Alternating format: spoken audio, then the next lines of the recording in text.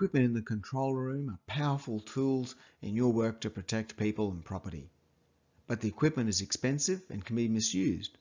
So in this session, we cover responsible use and care of CCTV equipment and other control room equipment. But what's it for? CCTV systems are installed to contribute to public safety. Knowing they're being watched, patrons tend to maintain acceptable behaviour. And camera surveillance systems also help prevent, deter and detect offences. And if there is an offence, it provides a record of evidence for investigation. Modern equipment is high resolution colour and can do facial recognition.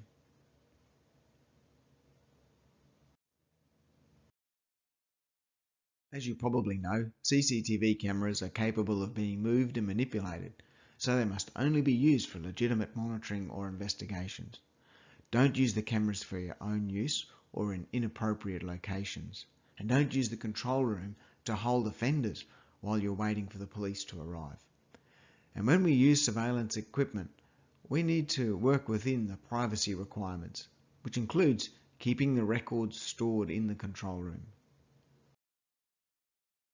During your daily use of the control room, don't eat snacks or meals near the electronic equipment. Otherwise, food or drink could be dropped or spilled and damage expensive devices. And of course, you're not going to use the control room for social events or to entertaining, because not only could other people spill things on the equipment, but they could see or access confidential information. And for a similar reason, don't use the control room to hold offenders while waiting for the police to arrive.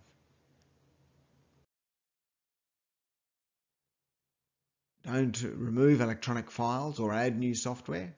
Perhaps you even know a bit about computers, but still don't disconnect or alter the wiring because the network is complicated and additional equipment could be connected. If you have problems, know the appropriate staff or IT support person to contact. And if you alter the equipment without authorization, perhaps you could be interfering with the evidence of a crime. Similarly, especially because of the type of work you're doing, you can't use the equipment or software for personal use or remove or delete documents. Oh, and sorry guys, no games. But I guess you knew that anyway. Electronic equipment may even belong to the client or contractors. Additional equipment in the control room may include equipment for building maintenance, fire alarms, and other things not part of our security work. So all equipment in the control room should be considered sensitive.